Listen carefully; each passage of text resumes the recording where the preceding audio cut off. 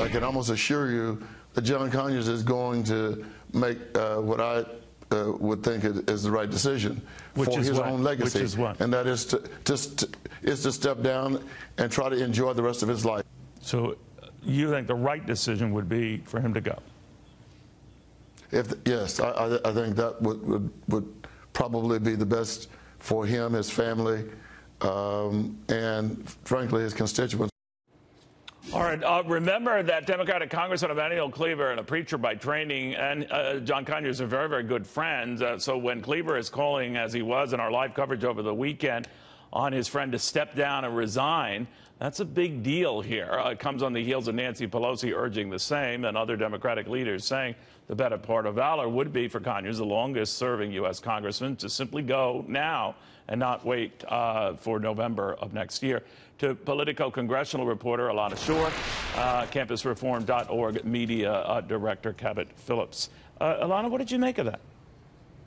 Well, Congressman Cleaver isn't the first member of the Congressional Black Caucus, nor the most influential to call on Mr. Conyers to step aside. James Clyburn, who is one of Nancy Pelosi's top lieutenants in leadership, did so days ago, and it didn't really make a difference. So would it make a difference? Do we know whether it's moved the needle on Conyers? Most of the times he speaks through his attorney, his counsel, who says the congressman isn't going anywhere, which sounds like he wants to serve out his term. It does sound like that, doesn't it? Yeah. So, Cabot, there's a lot of this back and forth on both sides here, but the clear message, Democrats want to be rid of this. Republicans, when stuff comes up, like on Roy Moore and all of this, they'd rather be rid of him before he even gets there. Now the latter, Republicans, seem to be resigned to the fact that Alabamians could elect him, so move on. If that's the will of the people there, move on. What do you make of this? It's interesting to see how with Conyers and with Moore, a lot of people in office are just kind of kicking it down the road, trying to stall. Conyers especially, he's saying, well, I'm going to wait to make my decision.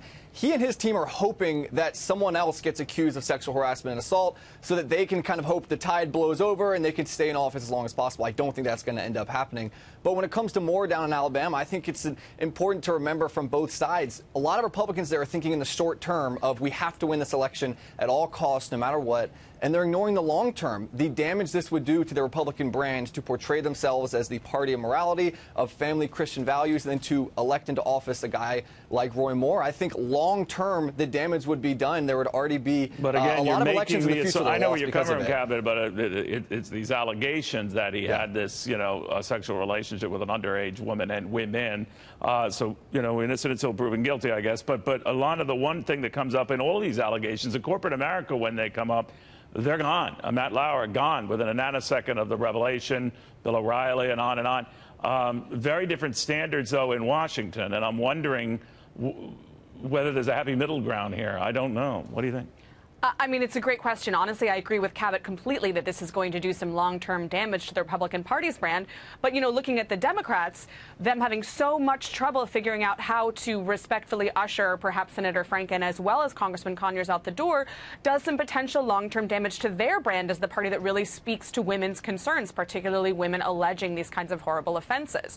So this is a bipartisan problem for both parties that neither party has figured out how to message. Yeah, it does seem to be a problem here. And Kevin, I'm wondering, it comes at a time when they're trying to get to the bottom of this fund in which some payments have been written, checks have been written to victims of harassment and worse. Mm-hmm. And I'm wondering, everyone pleads ignorance to, A, the existence of the fund, who wrote the checks, who got the payments, but it was going on for a long, long time. Any end to this? I mean, a lot of people calling for transparency, but you first have to acknowledge what the heck's going on in the first place, don't you? Yeah, I do think we're going to get the names of who was on this list and who it was that was covering up these payments. I do think that information is going to come out as long as there's enough public pressure, which it does seem to be mounting. And even with Conyers, he's come out and said that even if he does resign, his legal team has said if he does resign, they're still going to push to get that last paycheck before he leaves office. He should not get another penny of taxpayer money. And if it comes out, as we believe it is, that he was giving out payments of taxpayer money to keep